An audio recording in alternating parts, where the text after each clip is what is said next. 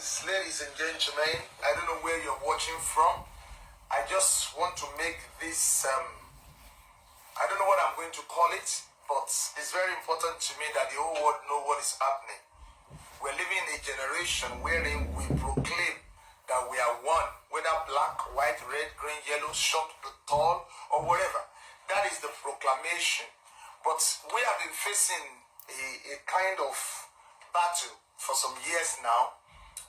By the way, if some of you don't know who is speaking, my name is Philip Okolo Iwale. I'm a Baptist pastor, an accredited Baptist minister in United Kingdom, and also an ordained Baptist minister in the Nigerian Baptist Convention. I've been here in the UK in the last 16 years, but we moved to a local church called Cottingham Baptist Church, a white-dominated church, about 12 years ago.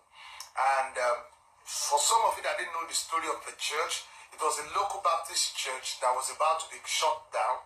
And what has been the experience when churches are being shut down is that they will be sold to unbelievers, to Muslims. They will take it over.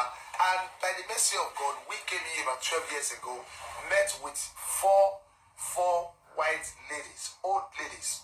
Two have died, and thankfully to the glory of God, our mother, Mama Barbara, she's still alive up to now. She's 88 years old, and the other lady married. She's still around, and the two of them, they love the Lord, they serve the Lord, they accepted us as human beings. They are treating us as human beings. They are not looking at us as animals. But it's very unfortunate that some other people that call themselves Christians, they hate us with passion. I've tried to endure this. I mean, some of you must have heard or might have seen it in the past when I came in and I speak about how our cars were being burgled, how the church was being robbed. Several times we were robbed. They stole our stuff that worth thousands of pounds. But I decided to start this. I'm looking for the right English I'm going to call it, because I will not stop, and I will continue to fight, and I will raise my voice all over the world. I'm looking for the right English I'm going to use, because we are not animals. Now let me show you the letter. A particular woman, she has written several letters to me, calling me names, calling the church members names, calling Mama Barbara, the white woman that is the church administrator, names. We've reported that to the police. Nothing has been done in the past. And if the police will not do anything, then we need to start telling the whole world what they are doing to us in Liverpool. That is wrong, that is bad. Now let me show you what this woman sent to me this morning. I just came into the office and she sent this to me. Now, in it, she said, "This monkey looks just like you." Now, how will you feel? How will you feel if you wake up, you get to your office in the morning, and somebody is saying to you, "This monkey looks just like you"? Oh, what a way to describe another person. And of course, does the monkey look very much like me? Do you think this monkey looks like me? No, sir. And we've reported to the police. They will not come. They will not do anything. She has written on our, because our house faces the church, opposite the church. She has written a lot of things, a lot of bizarre words, like you animals go back to the zoo and not the like. And I'm going to start this. I'm looking for the right English. I've not found the English. Please look for the English for the pastor. That's the right one. The pastor needs original English, not fake English. Not English like Lady K English. I'm going to be contacting the BCOS. If truly United Kingdom belongs to other people, I'm going to make sure that even Echo, I'm speaking to Echo today, where is equality? Where is equality? Where do we pretend to love other people of other nations? And we call them monkeys, we call them animals, we call the police will not react. The armed robbers, or if they are not armed robbers, they came to the church, we call the police, they will not come. Which kind of country are we living in? Institutionalized racism in United Kingdom. They will talk about black people being bad, but they will not talk about not giving attention to people that are racially discriminating against other people. Now somebody is going to say, yes, if they are discriminating against you, go back to your country. My friend, I came to this country, paid my school fees for 7 or even 10 years.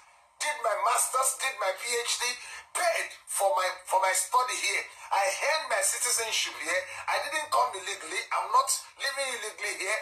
I'm working here. I'm paying taxes. My wife is paying taxes. My church members are paying their taxes. We are adding to the value of the country. And yet, nobody is willing to arrest a woman that is calling my people monkeys, calling black people monkeys. Nobody is willing to do anything. Are we truly monkeys? If I go to a house and I start writing stuff under the pretense of freedom of speech, if I start calling her names that they call white people, because we can call names too. We can call white people white trash. Is that not what they call them? We can call them bastard, we can call them thieves, because they stole our father's property in those days. But nobody is dealing with that. Enough of racism. This has to stop. Now, all of you, my friends, if it's not affecting you today, you may keep quiet. But one day it's going to affect you. Yes. They will call your children, they will bully your children and call them names. Now, this doesn't make any difference to me. That is our own opinion. I know who I am. I know my identity in Christ. I'm not bothered. But we must stand against injustice. We must fight against evil in the society. If nobody is willing to fight, some of us will fight.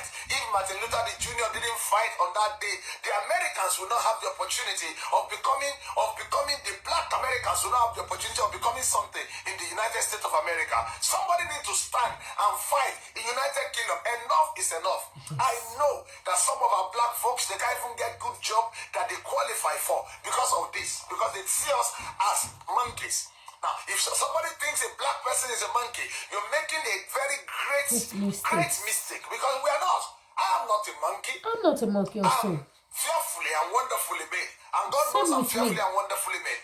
Therefore, I need all of you, my friends, that love the truth, that love justice. This campaign, I will not stop. I'm going to continue. As a matter of fact, immediately I finish this one, I know my temperament. When I want to do something, I don't do it fast. Then I will forget. I will forget her and forgive her the way I've been forgiving her. Because she's not the only one. There are other people that hate black people in the places of work. They malign them, they bring them down, they look at them as animals. We are not animals. We are human beings. We came to this country to fulfill our destiny. We came to this country so that we can make our life better. Exactly. How many times has a white person gone to Nigeria and they treat them differently? You come to Africa, you go to Nigeria, they treat you like king and nobles, and you are not better than any one of us. Some of white people are not even as educated as we are. Yes. And because of the opportunity you have, you are calling black people animal.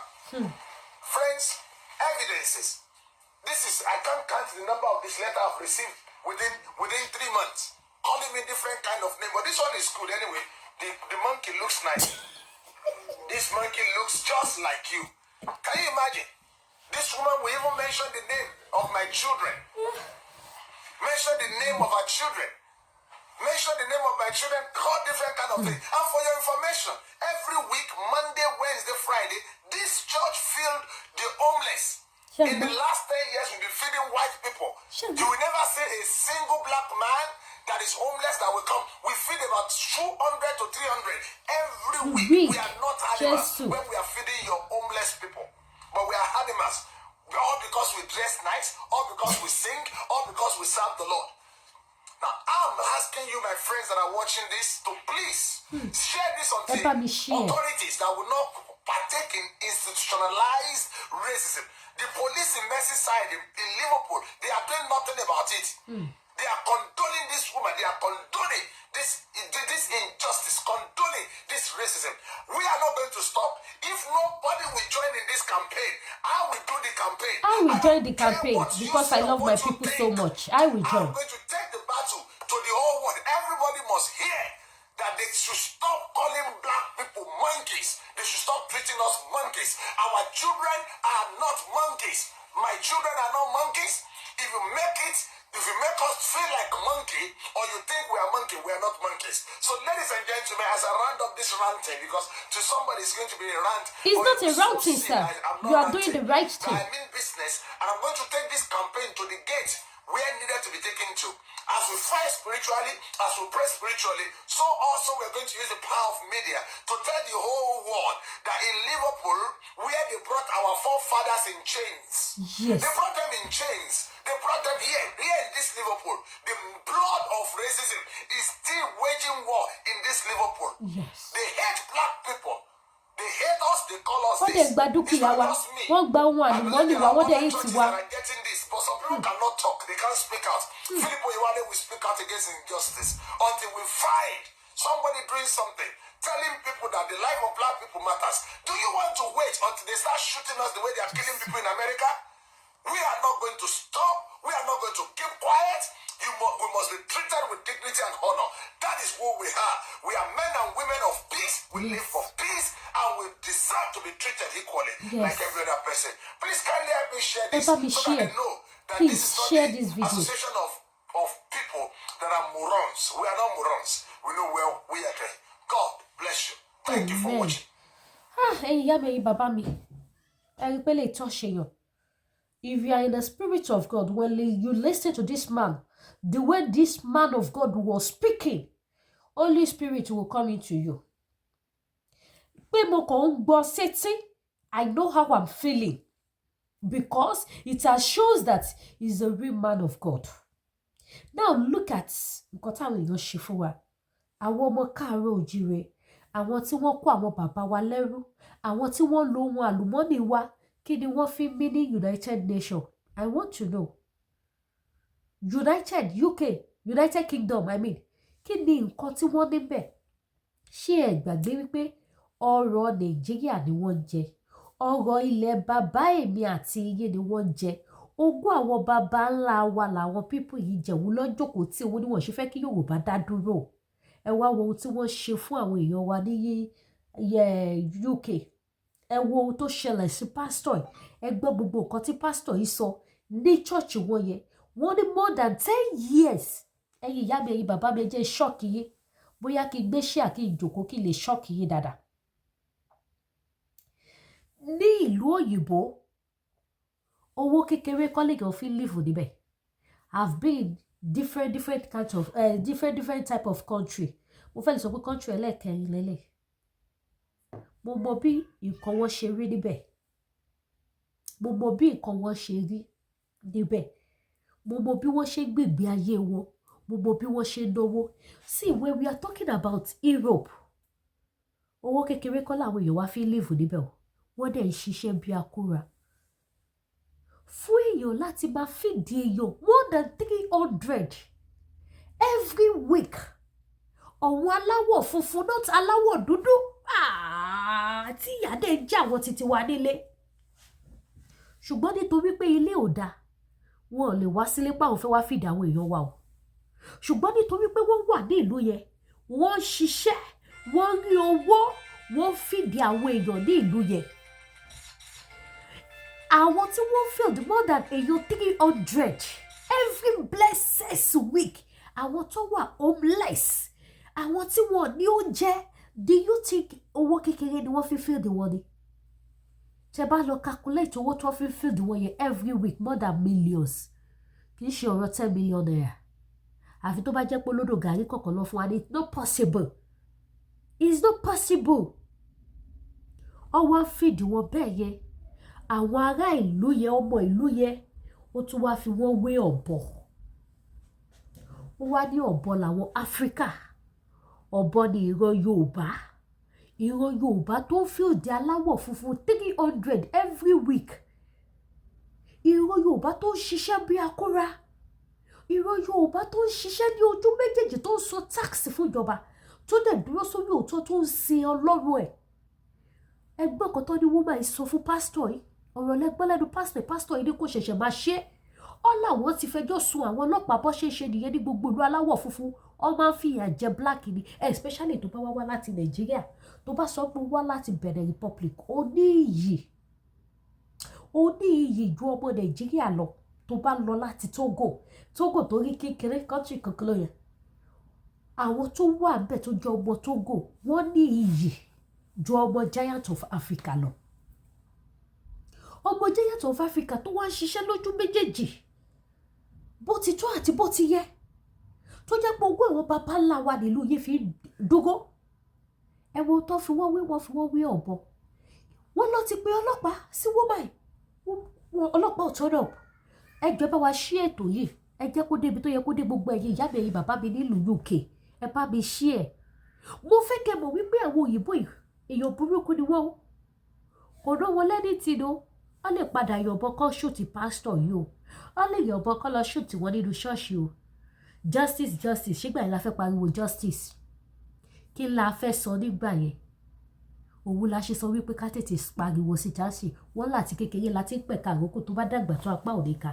Ẹ ràn mí lọ́wọ́ gbogbo ẹ̀yin ìyá bàbá tẹ̀ wọ́ mi bí òmò pásítọ̀ ìwé, wọ́n ju fídíò ìsèmi náà ni, èmi náà wá jù sí gbogbo ẹ̀yà alálùbáríkà, ẹ̀yin ènìyàn gidi ẹ̀yọ́ mọ́kànlẹ̀ káàró ojú ẹ̀yìn tí ẹ̀ kì í ṣe ọ̀bọ, kẹ́ bá mi ṣí ẹ̀, ẹ jẹ́ ká jọ pawọ́pọ̀, ká jọ gbèjà àwọn èèyàn wa.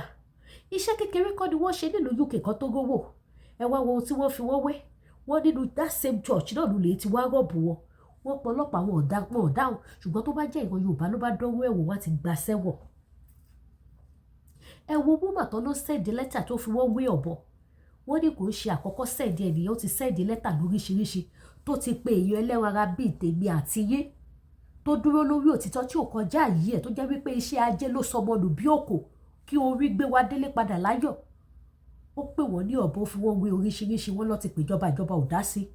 Náà ẹ jẹ́ ká bá wọn spread, ẹ jẹ́ kó go viral lórí social media kí gbogbo ayé orí ẹ̀yin tẹ́ bá lè download fídíò mi, ẹ download ẹ spread ẹ repost ẹ. Ìran Áfíríkà ò kí ń ṣe animal, we are not animal. How dare you tó máa sọ wípé ìran Yorùbá, ìran Áfíríkà ọ̀bọ ni wọ́n? Can you imagine? You look at this handsome pastor and you are telling him wípé ó jọ ọ̀bọ. Ṣé mo lè wò sòsò sì kí n sọ fún yóò òyìnbó kí n dẹ̀ tún gbé kíní kí n gbélé lọ́wọ́ báyìí pé wò ó ohun tó jọ lélẹ̀ ọ̀bọ ni ẹ́? Kí lẹ expect pé ó máa ṣẹlẹ̀ sí mi? Kò sí bí mo ṣe lè ní citizen card ìlú yẹn tó, kò sí bí mo ṣe lè ní ìwé yẹn tó, mo máa sì jẹ́jọ́ ẹ̀. Màá sọ ohun tí mo rí lọ́bọ̀ ẹ̀ tí mo fi wá ru ọwọ́, tí mo fi sọ fún pé ẹranko ló jọ, tí mo tún fún un ní picture ẹni tó jọ wípé ó jọ ọ̀bọ. Kẹ́ máa wo ìyà tó ń jẹ àwọn ọmọ Yorùbá. Ẹjọ́ owó tí bàbá yìí fi ń feed èèyàn 300 tó bá kó wá sí Nàìjíríà, ṣé mọ èèyàn tó máa feed? Owó tó lè feed èèyàn 300 every week nílùú òyìnbó, dájúdájú tí owó yẹn bá dé ìlú Nàìjíríà, á feed more than 1,000 people every week.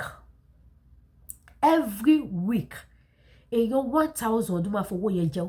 Oúnjẹ mélòó là ń jẹ ní Nàìjíríà? Kì í ṣe bẹ́ẹ̀ náà la kúndùn oúnjẹ tó. Ìyà ló sọ wá di olóúnjẹ ìyà. Ìyà ló sọ wá di olóúnjẹ ìyà tó yẹ kó tẹ́lẹ̀ mi bá oúnjẹ bá ṣe ohun gbòǹgbò. On the normal ground, tí yóò wẹ̀lú mi bá oúnjẹ bá kọ̀ fọwọ́ gun lórí, ó ti jẹun ti wà okay. Ó ti jẹun ti wà okay. Ìyà ló sọ wá dẹni tó jẹun wọ̀mùwọ̀mù tó sọ wá dọmọ ojú ọ̀rọ̀ lárí.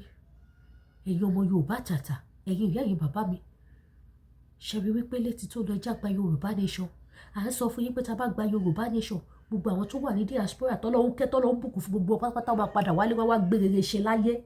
Kí ló mú pásítọ̀ yìí tó lè wá sí Nàìjíríà? Ṣe bí torí gbogbo rògbòdìyàn ni? Torí gbogbo rògbòdìyàn ni? Nígbà bá wá sí Nàìjíríà, ìjọ ìpínlẹ̀ ló ti fẹ́ rówó fi ṣayé wọn. Báwo ló ṣe fẹ́ rówó live fine? Báwo ló ṣe fẹ́ gé èèyàn nílùú Nàìjíríà? Èló ló fẹ́ kó wá sí Nàìjíríà tó fẹ́ sọ wípé ó fẹ́ wá jókòó tì? Mo rántí gbogbo nǹkan tó yìí wọ̀nyí. Ó ti ṣẹlẹ̀ sí mi rí náà. Ń gbà mo lọ ní èbó tí mo dé. Ẹ̀mọ́ tó ju mi rí nínú ẹ̀ náà ni wọ́n tún já mi lólè tán gbowó business mi lọ. Ni wọ́n tún gbowó business lọ. Ṣèbí wọ́n bówó tó kù ni mo manage. Ṣé kò padà tán ni? Ó máa tán ni tó bá ṣiṣẹ́ kún. Ó ṣiṣẹ́ gan-an, pàápàá gan-an. Tí ò bá so ṣòkòtò ẹ kó le dáadáa, ó máa tán ni kò ní kò ṣe gbá. Kẹ́ máa wojú ayé lóde o. Calling woman be. Ènìyàn kí ìjọba ìlú yẹn dẹ̀ dákẹ́. Kọ́ máa sọ anything, kọ́ máa ṣe nǹkan kan sí.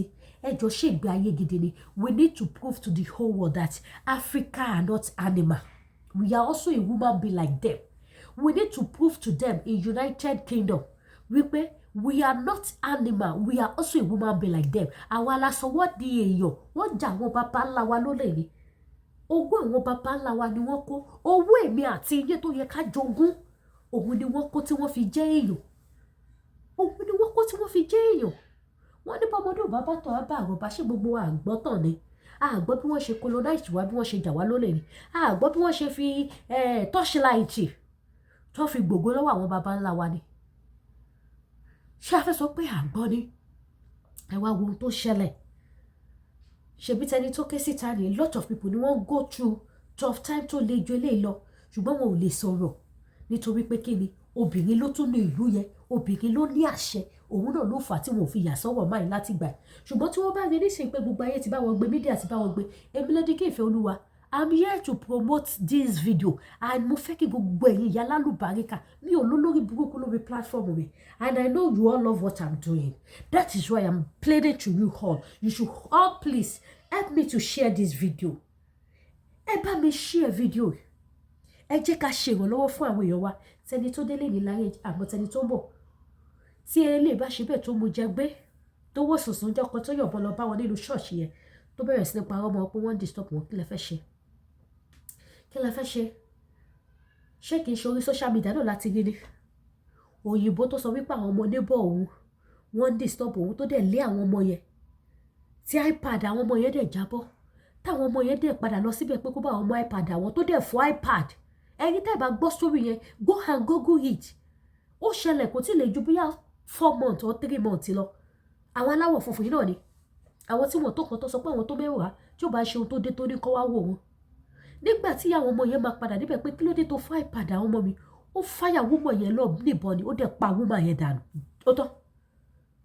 Ó dẹ̀ pa woman yẹn gbé. Nítorí pé yẹn lọ bá pé why did you break my children iPad? Ó dẹ̀ yọ̀bọ̀n ó dẹ̀ fáyà woman yẹn lẹ́sẹ̀kẹsẹ̀. Ó dẹ̀ pa woman yẹn dànù. Ìjẹ́gbẹ́ ní ti nípa ìmọ̀dé nílé ni. Ṣèbí gbà tó kọ́kọ́ ṣẹlẹ̀ lábẹ̀rẹ̀ sí nípa wọ́n pé justice, justice, justice. Do you hear anything about the justice anymore? We need to speak for ourselves. We need to speak. We need to help ourselves. God is not going to come down from heaven and start helping us. We will help ourselves. And this is the time for us láti gbára wa kúrò lóko ẹrú, láti gbára wa lóko ìyà. Èyí tí àwọn UK ṣe nínú ayé wa tó gẹ́. Ìyà yìí ti pọ̀ jù. So bó ṣe jẹ́ ní ẹ̀yin ìyá mi ẹ̀yin bàbá mi. Tó bó fẹ́ fi àsìkò sọ fún gbogbo ẹ̀yin tí ẹ bá fẹ́ send owó sí ìlú Nàìjíríà. Ẹ message mi lórí WhatsApp. Ẹ jẹ́ kí n fún yín ní link tí ẹ lè fi send pẹ̀lú referral code mi. Kẹ́ fi send owó sí ìlú Nàìjíríà kẹ́ dẹ̀ gba $30. Ẹ mọ̀ wá jẹ́ kí n parọ́ fún yín o gbogbo ẹ̀yin tí ẹ bá fẹ́ ṣe owó yẹn. Wọ́n ṣe owó yẹn dáadáa, good rate ni wọ́n ń jẹ. Lemfi wọ́n ṣe owó yẹn dáadáa, wọ́n ṣe dáadáa fún yàn. Price táwọn máa ṣe fún yín yàtọ̀ sí price táwọn other places máa ṣe fún yín.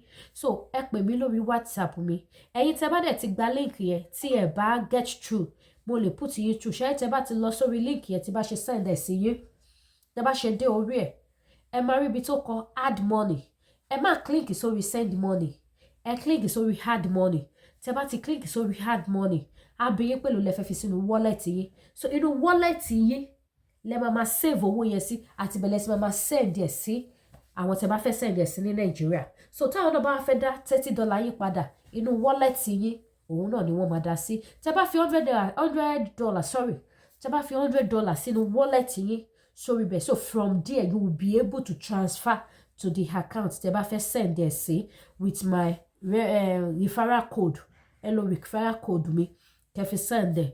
So ẹ̀yin tí ẹ bá rí pé ẹ try ẹ get ẹ fífi ẹ pè mí, máa put yín through. Very easy something ni, ó simple. Tẹ́ bá ti ṣe once, ẹ ti mọ ọwọ́ ẹ̀ nìyẹn. Ẹlòmíì máa click sórí send money yẹn. Tẹ́ bá click sórí send money yẹn, ó máa sọ fún yín pé ẹ ní enough money but add money ní kẹ́ lọ. Tẹ́ bá ti click sórí add money, the next thing á bi yín pé ló lè fẹ́ fi síbẹ̀ and you will send $100. Ṣé tẹ́ bá ti wá fi $100 yẹn sí síbẹ̀ sínú ibẹ̀ lẹ́sẹ̀kẹsẹ̀ ẹ máa gba $30 lẹ́sẹ̀kẹsẹ̀ sínú wallet yín síbẹ̀. So tẹ́ bá ti gba $30 níbẹ̀, you can now transfer maybe $1 or $2 or any amount dollar and you will receive $30. But you have to put $100 into that account and transfer it. So bó ṣe jẹ́ nìyẹn, it is well with us. So from your wallet, you can be doing the transfer from your wallet. You can even keep more than that there. Anytime the bá fẹ́ send owó sáwọn èèyàn kò máa transfer ẹ̀ ní ọjọ́ ní tiwa wá gara òní dá wà ní níbi àní wàhálà ní rí ìdààmú. Ìran Yorùbá, ìran ọmọ káàárọ̀ oòjíire wa kì í ṣe ọ̀bọ o. Àwọn ò sì jọ̀bọ, àwa lárẹwà jù ní gbogbo àgbáńlá ayé. Ṣé ká sọ̀rọ̀ nípa ti ìmúra wa ni? Àbí ti àṣà wa, àbí ti gbogbo nǹkan wa? Nígbà tí a bá mú iyùn ta tò sọ́wọ́ ta tò sọ́rùn, ta ró dẹ́dẹ́ ta kàn dúdú nínú aṣọ òfì. Òyìnbó náà dà, ṣáṣọ lọ́wọ́ yẹn ni àbá kìsà. Ṣáṣọ lọ́wọ́ àbá kìsà. Kò sọ̀rọ̀ ń bẹ̀. So bó ṣe jẹ́ nìyẹn ìyá mi ẹ̀yin bàbá mi. Náà ẹ má wá gbàgbé gbogbo ẹni tẹ́ bá fẹ́ lọ sí ìlú Nàìjíríà tẹ́ bá nídìí apartment tẹ́ lè dé sí. Ẹ jọ̀ọ́ ẹ pè mí kí fún yín ní phone number just 30-minute drive sí International Mohammed Airport. Gbogbo nǹkan ló wà ńbẹ̀. Just walk in with your luggage.